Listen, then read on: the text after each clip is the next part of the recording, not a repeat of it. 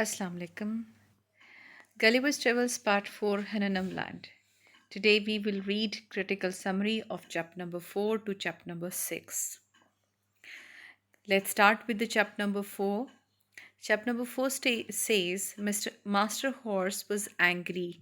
Why he was angry? He was angry because speech was used for misrepresentation instead of communication in Europe. Here Swift criticizes the people who do this. इस पर Swift जो है complain कर रहा है और उसकी जो कंप्लेंट है वो अगेंस्ट है मिस यूज़ ऑफ स्पीच, जो कि स्पीच हमें पता है कि that is the medium of communication. लेकिन अगर ये कम्युनिकेशन की बजाय किसी और चीज़ के लिए यूज़ हो और वो भी नेगेटिव पर्पस के लिए, तो स्विफ्ट ने उसको क्रिटिसाइज़ किया है और वो मास्टर हॉर्स के थ्रू उसने यहाँ पर इस चीज़ को क्रिटिसिज्म को लेकर के आया है। मिस रिप्रेजेंटेशन में जितने भी आपके नेगेटिव इम्पैक्ट्स हैं, नेगेटिव एस्पेक्ट्स हैं आपकी स्पीच के, जिसमें आप किसी के साथ अगर एनवियस आप हैं और आप बोलते हैं, या आप किसी की बैक बाइटिंग करते हैं, या आपका र्यूमर्स हैं, या आपके गॉसिप्स हैं, वो सब चीज़ें मिस रिप्रेजेंटेशन में आ जाती हैं, जिसमें आप स्पीच को मिस यूज़ कर रहे हैं, जबकि ये मिस स्पीच जो है वो आपको ग्रांट की गई है from nature, so that you could communicate your feelings or your emotions or your thoughts or your feelings. तो उसमें जब आप उसको मिसरिप्रेजेंट करेंगे तो वो उसके ऊपर मास्टर हॉर्स ने इसको बुरा उसको इस चीज़ पर लगा है, और एक्चुअली ये स्विफ्ट जो है वो क्रिटिसाइज़ कर रहा है कि लोगों को ऐसा नहीं करना चाहिए है. Gulliver told that horses were fed well by some rich people only, and others did not feed them well, causing their death. It made him angry. अब मास्टर हॉर्स को उसने बताया गैलिवर ने कि हमारे यहाँ क्या किया जाता है कि हॉर्सेस जो हैं उनको सिर्फ चंद लोग ही अच्छा खाना देते हैं, बाकी लोग उनको अच्छा फीड नहीं कराते हैं, इवन उनको इतना सारा उनसे काम लेते हैं कि उसकी वजह से उनकी डेथ हो जाती है.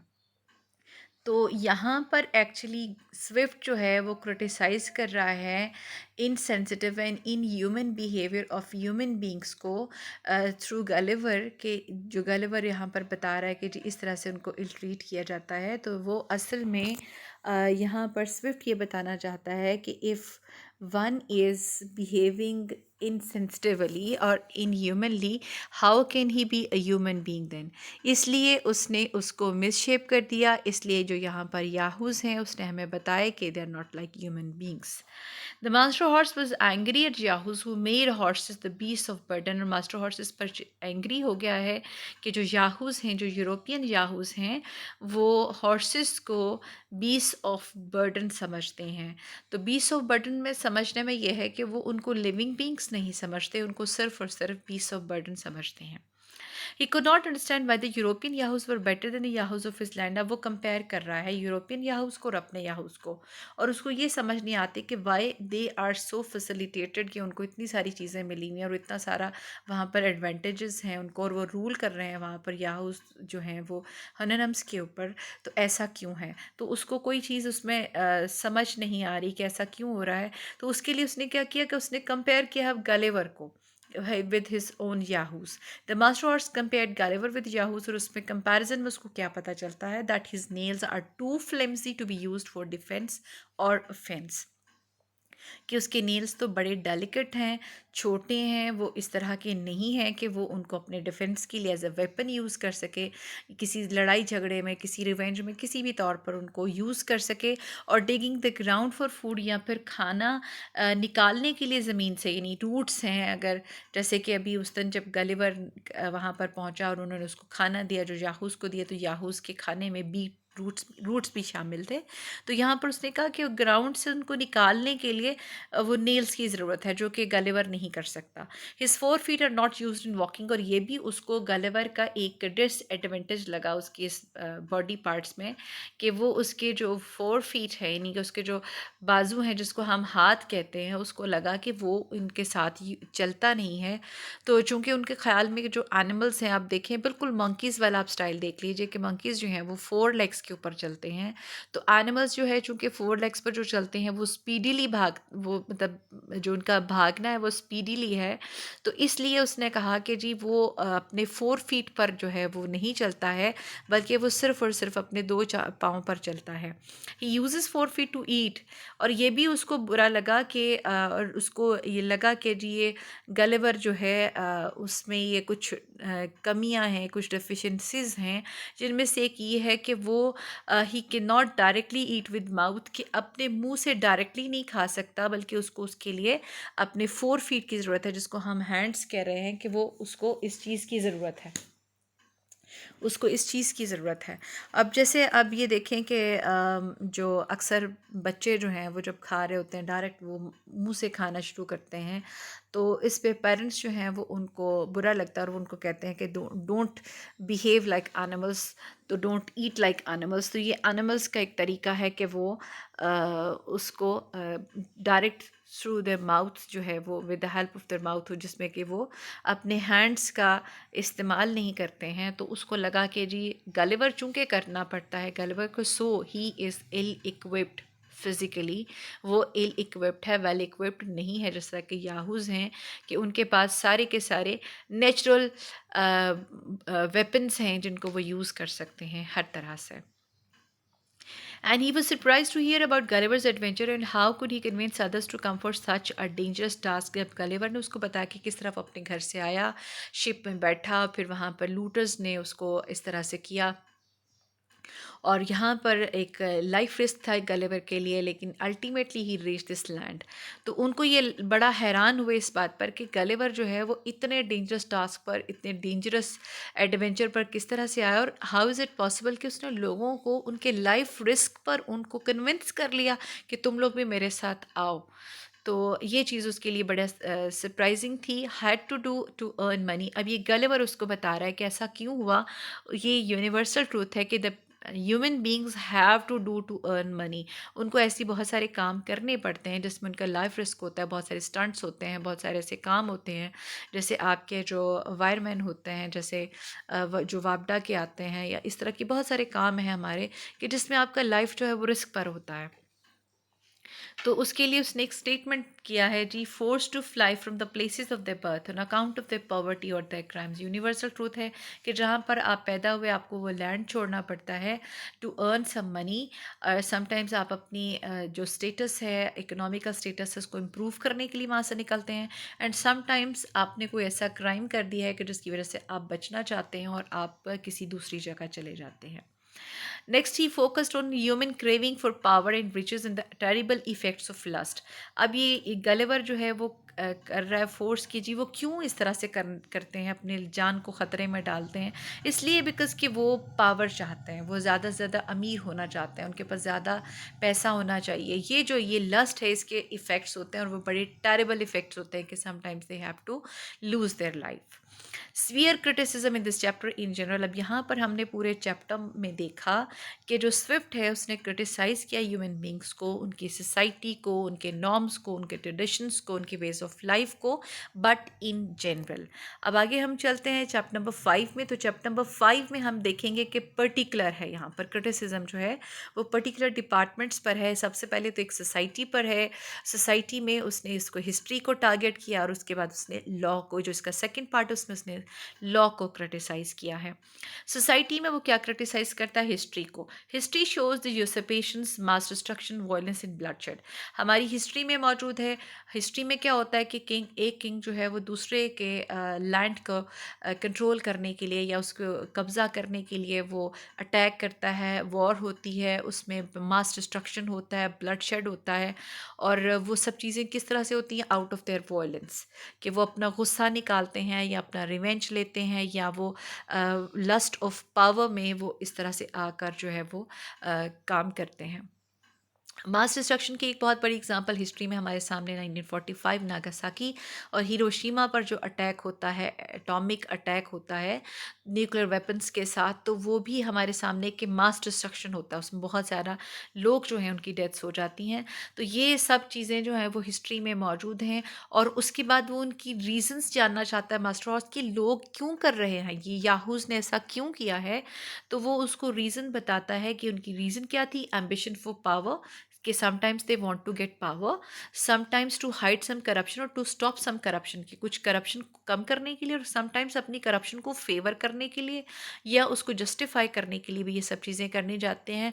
जैसे आपने देखा हो कि बहुत सारी मूवीज़ में ये होता है कि एक विलन जो है वो एक ऐसे शख्स को मार देता है जो कि विटनेस होता है उसके क्राइम का, और उसके बाद उसको मारते हुए कोई देख लेता है, फिर उसके पीछे पड़ जाता है। सो ये एक चेन शुरू हो जाता है ब्लड शेड का, मास डिस्ट्रक्शन का। तो ये सब चीज़ें इसके साथ चलती हैं। उसके बाद रिलीजियस कंट्रोवर्सीज़, और ये हिस्ट्री इस चीज़ को विटनेस किया है कि बहुत सारी रिलीजियस कंट्रोवर्सीज़ की वजह से बहुत सारी डेथ्स हुई, बहुत सारे लोगों की डेथ्स हुई, बहुत सारे लोग मरे। To defeat rival country, sometime ये होता है कि एक कंट्री दूसरे कंट्री के ऊपर अटैक कर देता है, और जैसे कि हमारे सामने हिरोशिमा और नागासाकी की एग्जांपल। और जैसे कि इन हिस्ट्री जो इन पास्ट आप देखें, इराक और ईरान, इराक और कुवैत, बहुत सारी इस तरह की जो हमारे सामने वॉर्स हैं, वो हमारे सामने हैं राइवल कंट्रीज़ की एक दूसरे के साथ, टू वीकन वंस एनिमी। और समटाइम्स जो है सब चीज़ें की जाती हैं टू वीकन वंस एनिमी, के उसके वहाँ पर ब्लास्ट कराया जाता है या वहाँ पर मास डिस्ट्रक्शन कराया जाता है थ्रू सम सोर्सेज। तो उसको जो है वो उसका पर्पस ये होता है कि to weaken some one's enemy. Yahoo hired to kill in cold blood as many of his species who have never offended him. ये है जी मास्टर हॉर्स का एक strange statement on all this activities जो कि उसने यहाँ पर बताई हैं हमें।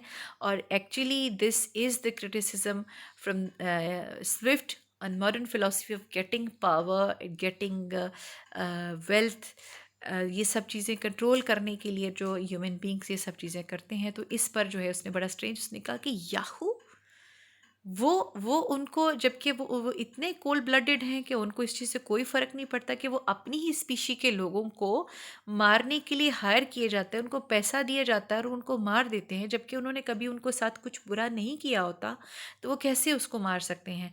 तो ये है वो चीज़ जो कि क्रिटिसाइज़ कर रहा है स्विफ्ट इस चीज़ के ऊपर, कि किस तरह से ह्यूमन बींग्स जो हैं वो एक दूसरे को मारते हैं, हालांकि वो सब के सब जो है वो आपस में एक स्पीशी होने के नाते आपस में बहन भाई हैं, और वो उस चीज़ की बिल्कुल परवाह नहीं करते, वो बिल्कुल इनह्यूमन हो जाते हैं, इनसेंसिटिव हो जाते हैं टुवर्ड्स ईच अदर, और वो एक दूसरे को मार देते हैं।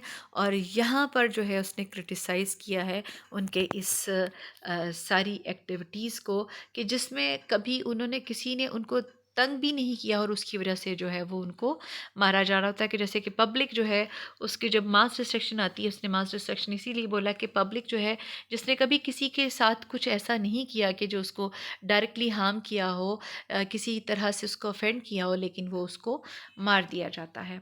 The master horse could not believe it that such a lazy creature could do all this things. Ironic statement है जी इसमें, कि मास्टर हॉर्स को ये चीज़ यकीन ही नहीं आ रहा। उसने कहा याहूज यहाँ पर तो कुछ करते नहीं है, सारा वक्त फारिग फिरते रहते हैं।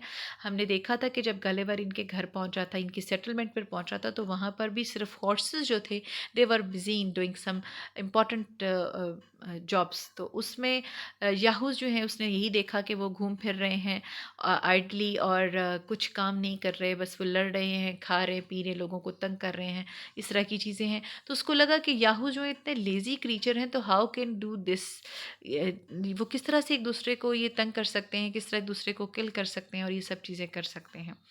European Yahoos did not need claws and teeth because they had weapons. अब यहाँ पर गलिवर उसको बता रहा है कि अगर आपको ये लगता है कि याहूज जो हैं यूरोपियन याहूज, तो they don't have clause and they don't have nails and they don't have teeth, और वो उनके पास ये सब चीज़ें नहीं हैं, तो इसलिए वो फिज़िकली इल इक्विप्ड हैं। लेकिन ऐसा कुछ नहीं है, because they are very well equipped with weapons and arms जो कि उनके पास मौजूद है, जो कि रिप्लेसमेंट है उस सारी सारे चीज़ों की जो कि याहूस के पास मौजूद हैं।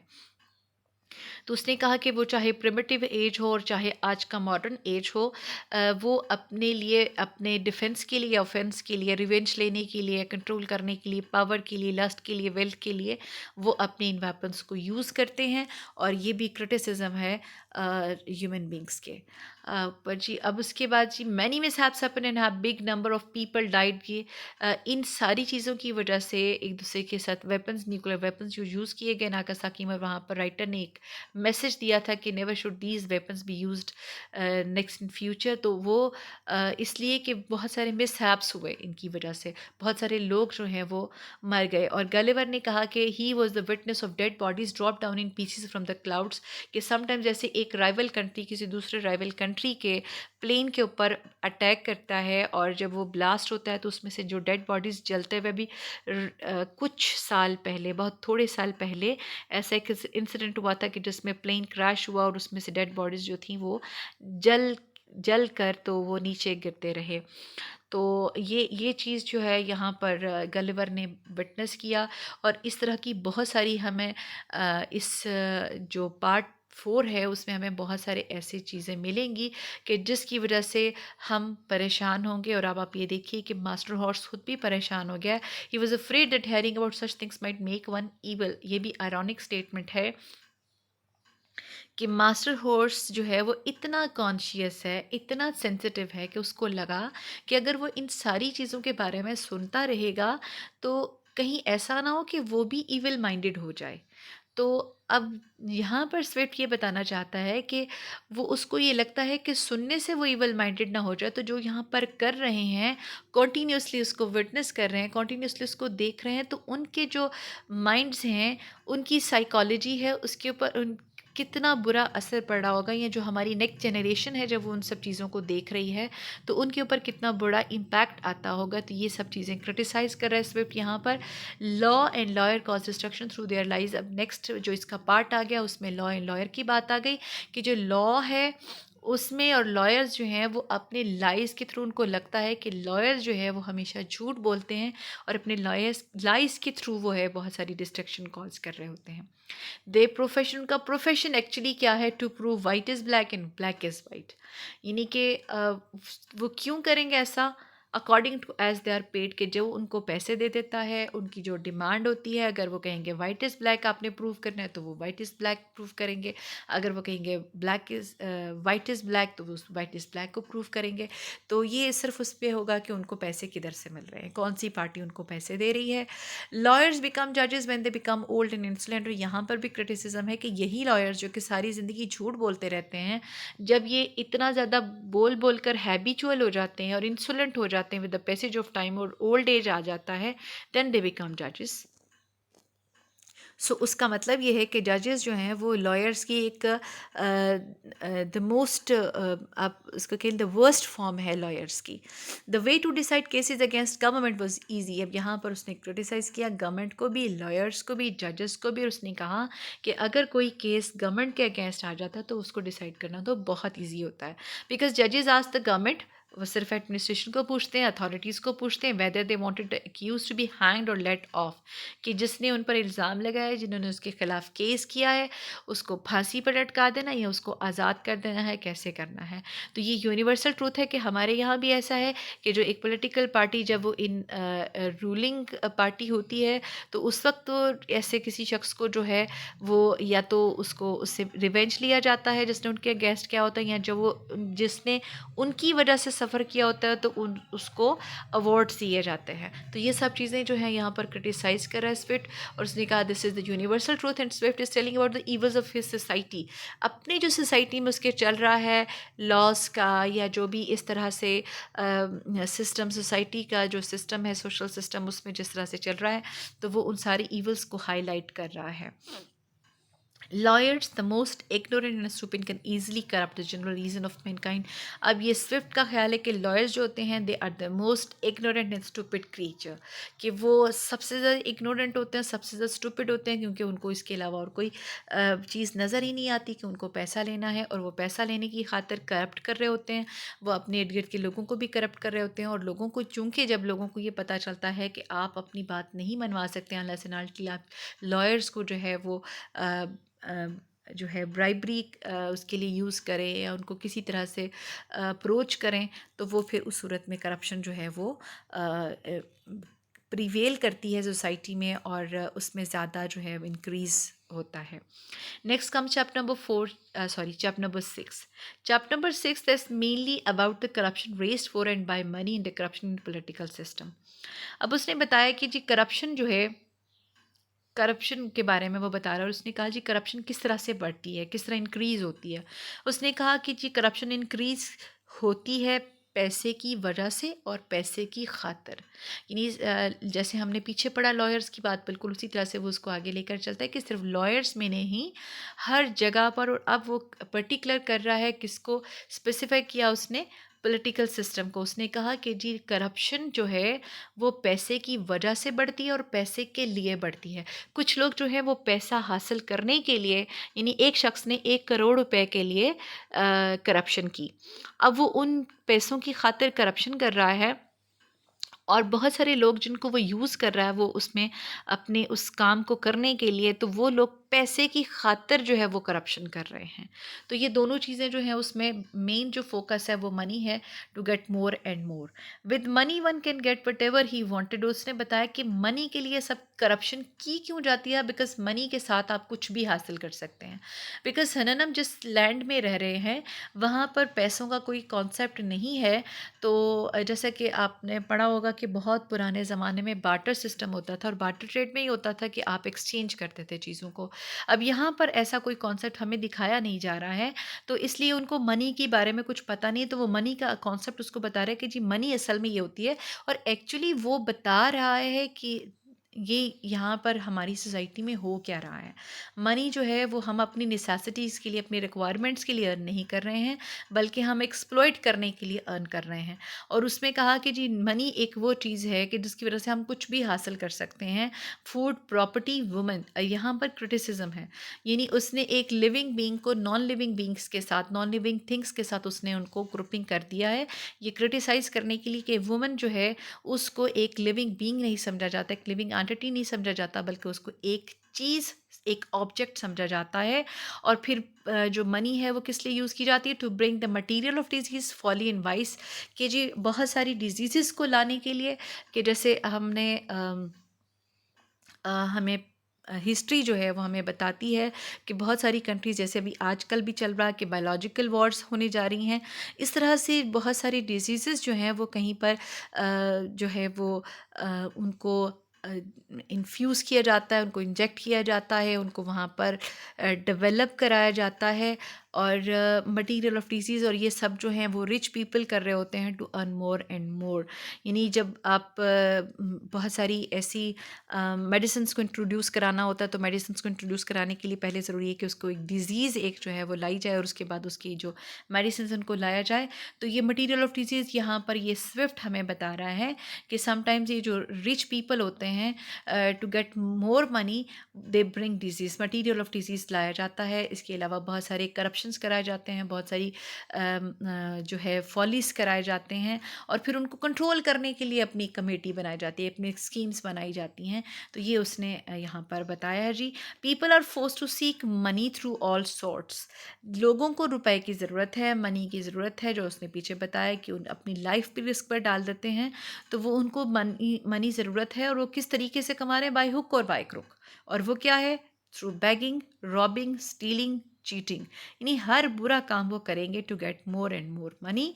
Free thinking and like occupation, कि कुछ भी वो कर सकते हैं टू गेट मनी।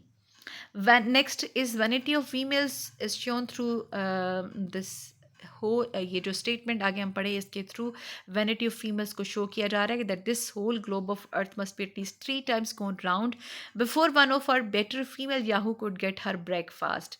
यानी एक जो एलीट क्लास की जो याहू है उसको सिर्फ एक ब्रेकफास्ट देने के लिए पूरी दुनिया को घूमना पड़ता है 3 times। यानी कि यहाँ पर सिंबॉलिकल एक उसने जो है वो बात कन्वे की है, यानी कि पूरी दुनिया को उसके लिए स्ट्रगल करनी पड़ती है। जैसे आप अगर कभी आपने जोग्राफिकल चैनल देखा हो तो उसमें आपको बताया जाता है कि किस तरह से पहले सीड्स को जो है वो उसको ग्रो कराया जाता है, फिर वहाँ से चीज़ें बनती हैं, फिर वो जो डेवलप होती है उससे क्रॉप, उस क्रॉप को जो है हार्वेस्टिंग करने के बाद फिर प्रॉपर सारा वो प्रोसेस होने के बाद वो अपनी इस फॉर्म में आती है कि वो कॉफ़ी बनती है और उसके बाद वो जो खातून है, वो जो फीमेल है, वो कॉफ़ी पीती है। तो अब सोचिए कि वो कहाँ कहाँ से वो पूरी दुनिया घूमी, किस किस ने सिर्फ एक कॉफ़ी का कप तैयार करने के लिए वो किया। और समटाइम्स इस तरह के एड्स बनाए जाते हैं जिसमें ये सब चीज़ें जो हैं वो दिखाई जाती हैं।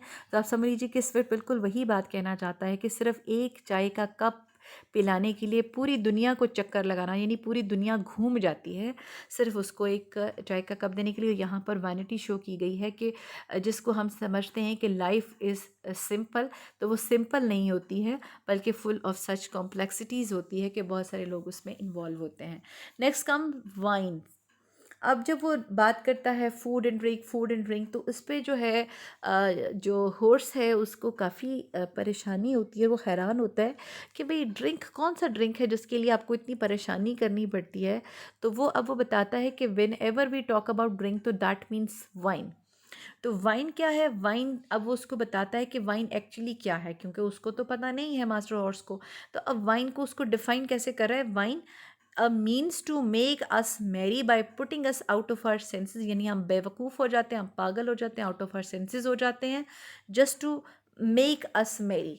हम अपने आप को खुश करने के लिए, हमारी नहीं कि अक्ल हमारी जो है वो ख़त्म हो जाती है और हम अपने आप को उस वक्त महसूस कर रहे होते हैं कि हम बड़े खुश हैं, हम बड़े हैप्पी हैं। तो ये चीज़ है। यहाँ पर आयरनी भी है, सटायर भी है। स्विफ्ट ने बड़ा ब्लीक क्रिटिसिज्म किया है कि जो यूरोपियन जो याहूज़ हैं, जो बहुत ज़्यादा वाइन जो ड्रिंक करते हैं, तो वो जो ड्रिंक है एक्चुअली वो उनकी सोचो, उनके विजडम को, उनकी सेंसेस को स्टॉप कर देता है, ब्लॉक कर देता है, and they think that they are merry, that they are happy. तो ये क्रिटिसिज्म है उनके ऊपर। उसने कहा कि जो लम्हा है, जो वक्त है जिसके ऊपर कि उनको परेशान होना चाहिए, वहाँ पर वो ये सोचते हैं कि हम लोग हैप्पी हैं। तो ये चीज़ जो है आप देख लिए कि स्विफ्ट जो है वो कितना ज़्यादा कॉन्शियस है अपनी सोसाइटी के लिए। वो उनको अच्छी तरफ लाना चाहता है, पॉजिटिव एस्पेक्ट्स की तरफ लाना चाहता है, और उसी लिए वो उनको ये अपने जो डार्क एस्पेक्ट्स हैं सोसाइटी के, उनको हाईलाइट कर रहा है। Next comes disease. उसने अब बताया है, गैलिवर बता रहा है कि डिजीज़ एक्चुअली क्या होती है। डिजीज़ जो होती है that is the result of over indulgence in food and drink. जब आप बहुत ज़्यादा खा लेते हैं, बहुत ज़्यादा पी लेते हैं, दैन डिज़ीज़ कम्स। और हमारी शरीयत में अगर आप देखें तो सरकार दो आलम सल्लल्लाहु अलैहि वसल्लम की हदीस शरीफ भी है कि जब आप खाना खाने के लिए बैठें तो पेट भरने से पहले ही अपना जो है वो हाथ हटा लें, नहीं भी आपकी कुछ भूख बाकी हो तो हटा लें, तो आप बहुत सारी बीमारियों से महफूज रहेंगे। तो हमारे जो स्टमक के प्रॉब्लम्स और ये सब चीज़ें जो चलती हैं वो इसी वजह से चलती है कि हम ओवर ईटिंग कर लेते हैं, कि हमारे पसंद का खाना है तो अब हम बहुत ज़्यादा खाना खा लेंगे तो ओवर ईटिंग हो जाएगी, दैन इट कॉजेज़ डिजीज़।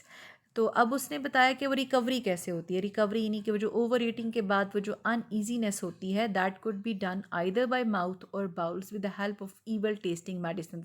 कि जब आपका स्टमक अपसेट हो जाता है then you have to take evil tasting medicine, और उसके बाद जो है वो आप ठीक होते हैं। वो ठीक किस तरह से होते हैं? थ्रू माउथ के वॉमिट आता है, बाउल्स के आपको जो है एक्सक्रीट करते हैं, और फिर आप ठीक अपने आप को फील कर रहे होते हैं, यानी आपका मैदा हल्का हो जाता है, तो उस वक्त आपको लगता है कि now you are all right.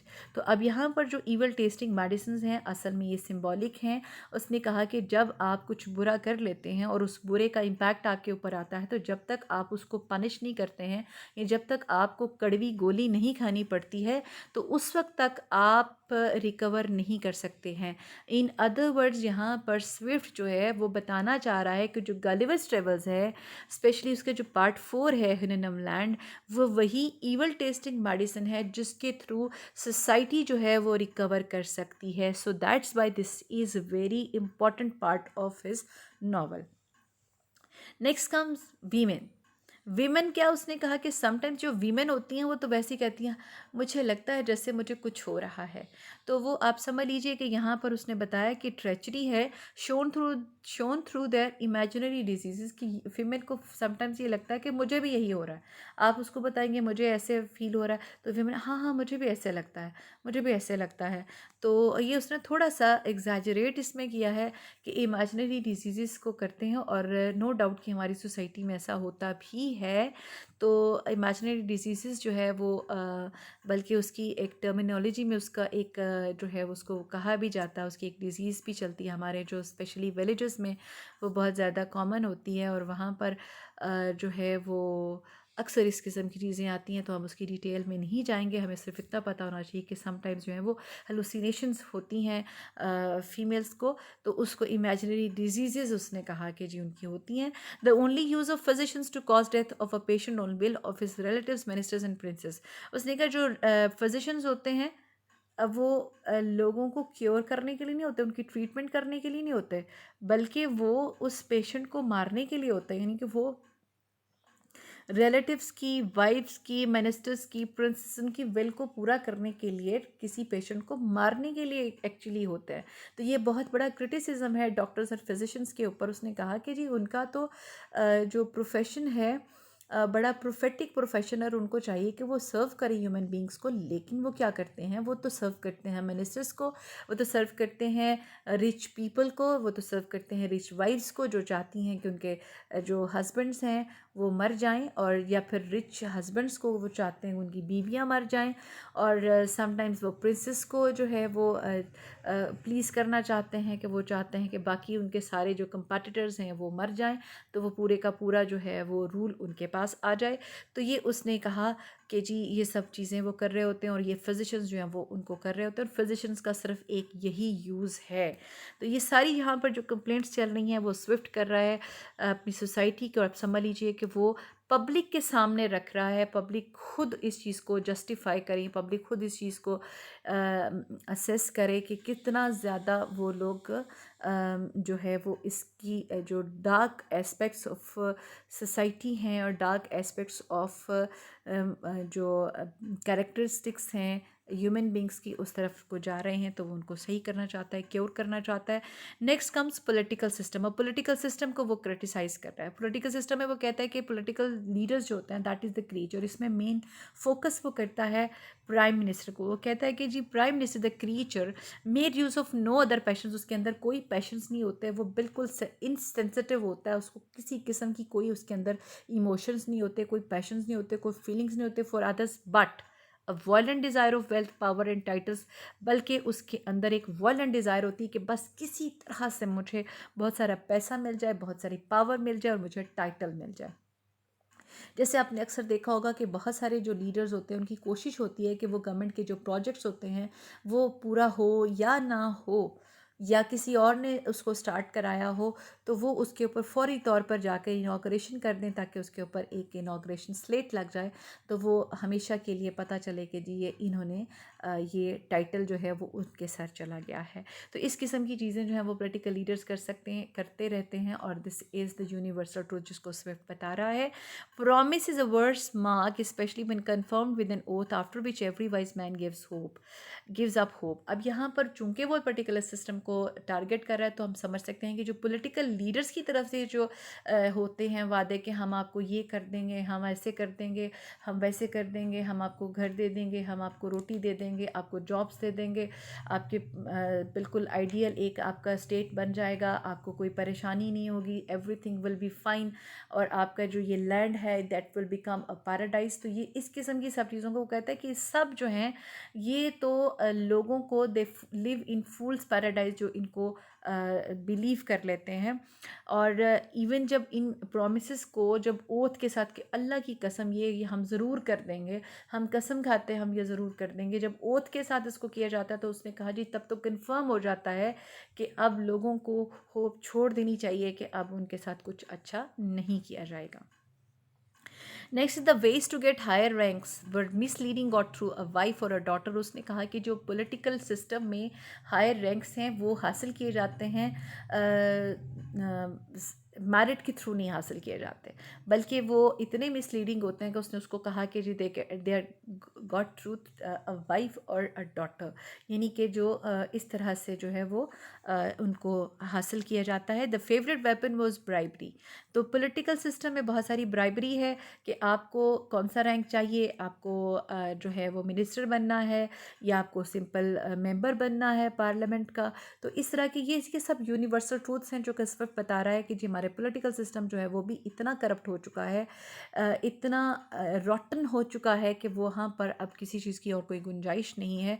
और वो सब चीज़ें बता रहा है हमें। द मिनिस्टर रन बाय अ होड़ और footman who became the effective ruler of the country. उसने कहा जी मिनिस्टर की मेंटेलिटी ये है, उसका कैरेक्टर ये है कि ही इज़ लेड बाय अ होर और अ फुटमैन। या तो एक बैड वुमन जो है वो उसको गवर्न कर रही है, उसके पीछे बैठी हुई है और उसको बताती है कि तुम्हें ये करना चाहिए ये करना चाहिए। तो इसी तरह से या उसका एक फुटमैन जो है जो उसको सर्व कर रहा है, तो वो उसके साथ किसी भी तरह से रिक्वेस्ट कर सकता है तो जी फ़लाँ काम कर दें फ़लाँ कर दें। तो उसने कहा कि जी इन अदर वर्ड्स जो पूरी गवर्नमेंट है वो मिनिस्टर नहीं रन कर रहा, बल्कि वो फुटमैन और वो होर जो है वो जो बैड वुमन है वो उनको कंट्री को रन कर रही है। On contrary Houyhnhnm never uses such devious ways to get higher ranks. अब उसने गलेवर ने, ये गलेवर हमें बता रहा है, स्टेटमेंट गलेवर दे रहा है, यानी इतनी सारी बातें करने के बाद अब अगर ये रीडर के जहन में ख्याल आता है कि अच्छा तो गलेवर जहाँ पर गया वहाँ पर कौन सा कुछ ऐसा नहीं हो रहा, हर जगह पर ये है। जब हम बात करते हैं कि यूनिवर्सल ट्रूथ है तो फिर वहाँ क्यों नहीं हो रहा, तो फौरी तौर पर ही क्लैरिफाइज, वो कहता है कि जी हुननम लैंड में ऐसा कुछ नहीं होता है, वहाँ पर ऐसे हायर रैंक्स को अचीव करने के लिए डिवियस वेज को यूज़ नहीं किया जाता है। फिर उसके बाद गलिवर जो है वो अब फिर मास्टर हॉर्स को बताता है कि जो मास्टर हॉर्स है वो ये समझता है कि अच्छा इतना सारा कुछ होता है, इसका मतलब है Gulliver belongs to a noble family. तो अब यहाँ पर गलिवर जो है वंस अगेन वो ये बताता है कि nobility means what, it means to marry a rich lady for property. के अगर एक शख्स है और वो चाहता है कि उसके पास रातों रात बहुत सारा पैसा आ जाए, तो वो क्या उसका शॉर्टकट क्या है कि वो एक रिच लेडी के साथ शादी कर लेगा और उसके पास बहुत सारी प्रॉपर्टी आ जाएगी, तो ही will become a noble man. Noble man afraid of their real fathers. जो नोबल मैन होते हैं जो उसके आगे से जो ऑफस्प्रिंग्स होते हैं, जो उनके चिल्ड्रन होते हैं, they are always afraid of their real fathers, कि उनसे कोई पूछ ले, because they are normally the children of a coachman और ग्रूम्स। और ये बहुत बड़ा जो है वो इसके ऊपर एक क्वेश्चन मार्क है जो स्विफ्ट ने वहाँ की जो क्लास है, elite class specially noble class जो है उसके ऊपर जो उसने एलिगेशन जो लगाया है। और उसने बताया कि that's why noble people are always sick and feeble minded, इसलिए वो कभी कुछ अच्छा नहीं कर सकते फॉर द सोसाइटी। तो that is all about your chapter number 4 and chapter number 5 and 6। Next हम इंशाल्लाह बाद में करेंगे। थैंक यू एंड अल्लाह हाफिज़।